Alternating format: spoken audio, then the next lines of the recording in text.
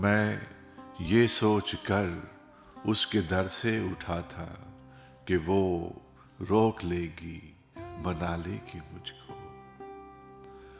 ہواؤں میں لہراتا آتا تھا دامن، کہ دامن پکڑ کر بٹھا لے گی مجھ کو۔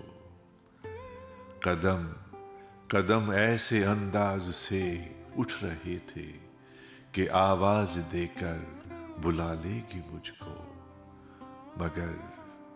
مگر اس نے روکا نہ اس نے منایا، مگر اس نے روکا نہ اس نے منایا، نہ دامن ہی پکڑا نہ مجھ کو بٹھایا، نہ آواز ہی دی نہ واپس بلایا۔